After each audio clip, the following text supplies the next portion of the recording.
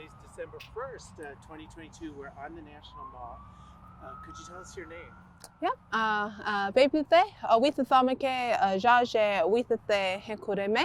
My name is Alethea Phillips. I'm from the Omaha Nation in Nebraska.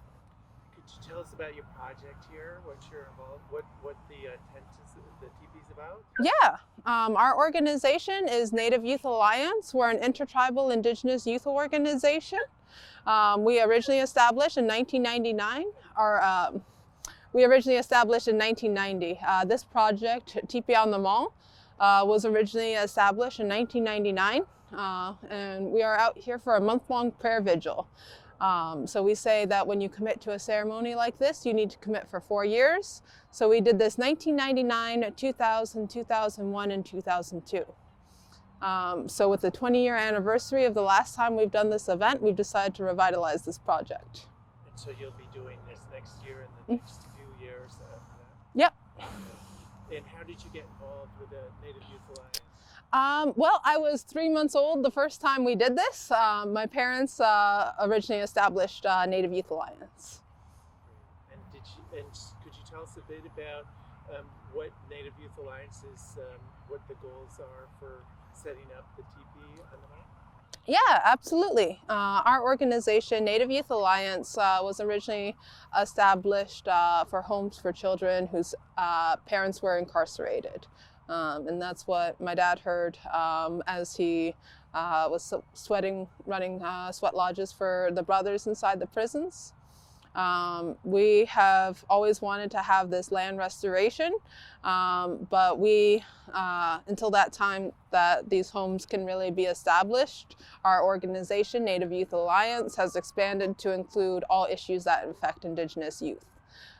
So we are reestablishing ourselves with the reestablishment of this 20-year project.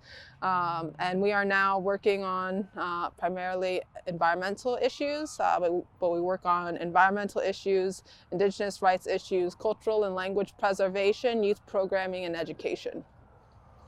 And I believe you were telling me or talking about the relationship to the longest walk. Did I hear you talk about that, or? We are not affiliated with the longest walk.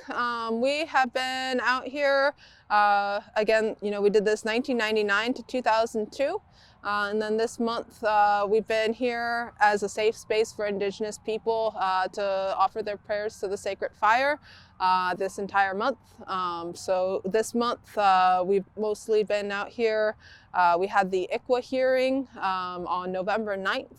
I'm not sure if you're familiar with the ICWA law, but it was put in place in 1978 for the protection of Indigenous children after the boarding schools. So now, we'll start to see it more in the media where they're finding the mass graves underneath each of these boarding schools. And then after the boarding schools was the foster care period of assimilation, where Native children were still being taken from their homes, beaten, abused, murdered in the foster care system as a way to, it was a form of cultural genocide against Indigenous peoples to try and strip us of our culture, of our religion, of our languages, and of our heritage.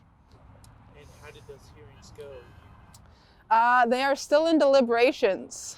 So that hearing began on November 9th. There was Indigenous peoples from all across the country coming to support that the Indian Child Welfare Act as that went to its first hearing. But I think we are expecting to hear a final verdict around May or June of next year. So you've been here now. You're coming up on the last night, if I understand. Yes. What are some of the things that you have? Who have you all met with, and what are the things that you've done while you've been here? Yeah, we've been here in support of the Indian Child Welfare Act. We've had a bunch of Native veterans come through during Veterans Day. We've had a youth group come from Oak Flat protecting their homelands against copper mining.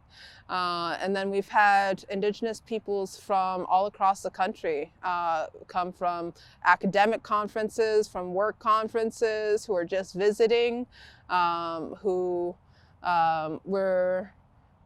we just had a Omaha relative today come by who is just starting to reconnect. And we've had roughly about 200 Indigenous people come from all across the country throughout this month to come and offer prayers to the fire. I've been saying it is that every day we're out here, we meet someone who was worth it to be out here that day.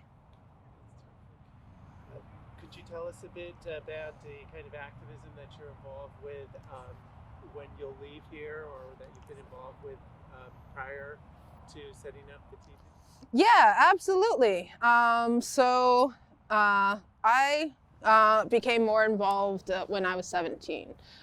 So that is when we were out here for a pipe ceremony. And it also happened to be the same day as the National Day of Action protest against the Army Corps of Engineers during the Standing Rock movement. And that's when I met LaDonna Brave Bull Allard, who, we met after that march, and she told me, she invited me, she said, you need to come out to Standing Rock. So 2 weeks later, on Thanksgiving Day, we arrived in Standing Rock with the idea that we were going to be out there for 2 weeks. And we ended up staying for 4 months, all the way up until the eviction. And at that time, I was 17. I got shot at, I got tear gas, I got maced, all while standing in prayer. And so that really brought to my attention the, violent extremities the extraction industry will go to in order to protect their own corporate interests.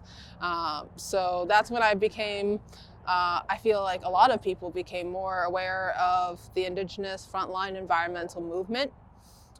So we came out here to Washington, D.C. for that, and then we started working on divestment and started working on Indigenous environmental issues all across the country. We've worked in Washington State against liquid natural gas fracking. We've worked back in our own territories, back in Nebraska against the KXL pipeline. And so we are still continuing to try and bring awareness around the Indigenous environmental movement. This teepee was actually set up outside the United Nations Indigenous Peoples Permanent Forum earlier this year.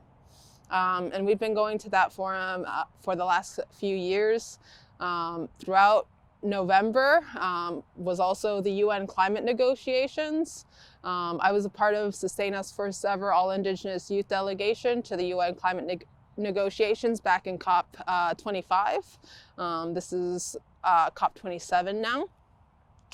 So, we're very aware of being here during that time. Those negotiations were starting to come about as well.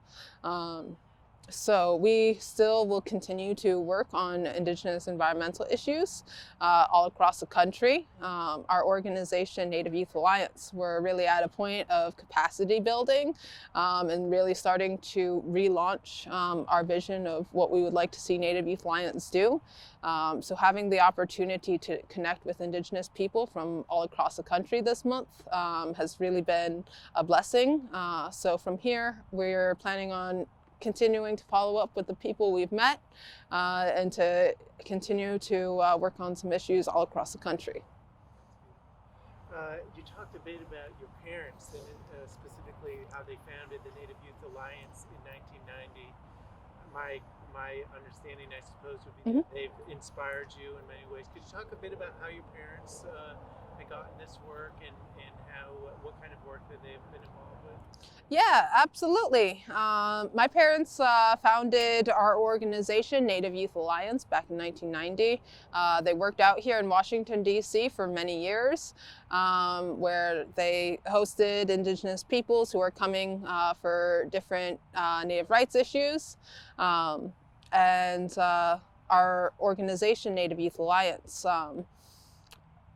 they worked on many different issues, including it was called the Nevada Test Site, where they were blowing up nuclear bombs on the Eastern Shoshone Reservation. And I am now finding that a lot of Eastern Shoshone from that time now have high rates of cancer. So my mother was also exposed to that level of radiation and developed multiple myeloma. So she is the founder of this project in particular, TP on the Mall. So, you know, she passed when I was 15 after, you know, suffering that cancer for many years. So I'm very aware of how this work is intergenerational, but also, you know, aware that this is the realities of, you know, what has happened in the past in terms of the environmental movement. But, you know, definitely still sitting here and honoring our family for, you know, what has happened. Is there anything you'd like to kind of share with us in terms of ways in which those who might be watching this can support your work or support the larger climate justice movement? Yeah, absolutely. Well, my permit says that I'm actually supposed to be able to have 20 teepees out here. This is a loaner teepee, so if anyone would like to come join us next year, we're planning on doing this event for the next 3 years and making that commitment. So if anyone has a teepee that they would like to come and join us with out here next year, next November, we would absolutely welcome them. And one thing that I've really been saying is that it's very individual. So I've really been trying to talk to the public about their own personal interests, about their own skill sets, and how that can be applied to the Indigenous environmental movement. Whether you're into gardening or you're a writer or whatever it is, there are ways in which that you can use your skills to plug into Native rights issues and help support. Our organization is Native Youth Alliance. We are looking for volunteers, and you're welcome to check us out. We're Native Youth Alliance on Facebook, TP on the Mall on Instagram, TIPI, and we would absolutely be welcoming of anyone who would like to support. Any last things you'd like to share before we close the interview? Weeblaha. Thank you very much.